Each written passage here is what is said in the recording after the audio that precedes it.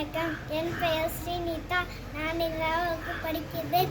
திருக்குறள் அதிகாரம் 16. பறையுடைமை அகழ்வாரை தாங்கும் நிலம் போல தம்மை இகழ்வார் பொறுத்தல் தலை.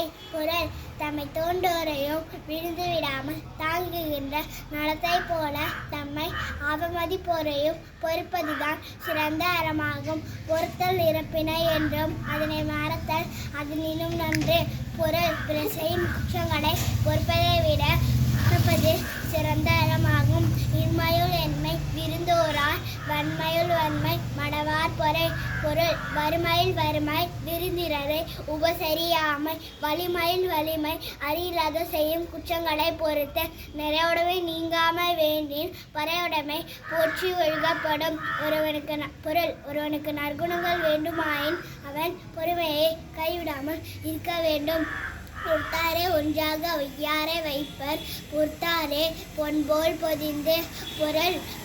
பொறுமை இல்லாதவரை ஒரு பொருளாகவே மதிக்க மாட்டார்கள். பொறுமையுடையவர்களை பொன்னை போல் மதிப்பர். ஒருத்தாருக்கு ஒரு நாளே இன்பம் பொறுத்தாருக்கு ஒன்றும் துணையும் புகழ். பொருள் பறி வாங்குவதற்கு ஒரு நாளே இன்பம் பொறுத்துக்கொள்வதற்கு என்றென்றும் புகழாகும்.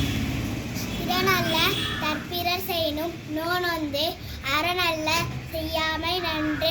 பொருள் பிறர் தமக்கு கொடிய தீமைகளை செய்தாலும் அப்பாவத்தால் அவருக்கு ஏற்படக்கூடிய துன்பத்திற்கு இறங்கி அவருக்கு தீங்கு செய்யாமல் இருக்க வேண்டும். மிகுதியான் மிக்கவை செய்தாரை தாம் தம் தகுதியான் வென்றுவிடல். பொருள் பிறர் தமக்கு தீங்கு செய்தாலும் அவரை தம் பொறுமையால் வெல்ல வேண்டும். துறந்தாரின் தூய்மை உடையர் இறந்தார் வாய் இன்னா சொல் நோக்கிற்பவர். பொருள் பிறர் கூறும் தீய சொற்களை பொறுத்து கொள்பவர் துறைகளை போன்று தூய்மையானவர். உண்ணாது நோற்பார் பெரியர் பிறர் சொல்லும் இன்னா சொல் நோற்பாரின். பொருள் பிறர் கூறும் கொடுஞ்சொற்களை பொறுத்து கொள்பவர் துறைகளுக்கு முதலில் உள்ளவர். நன்றி.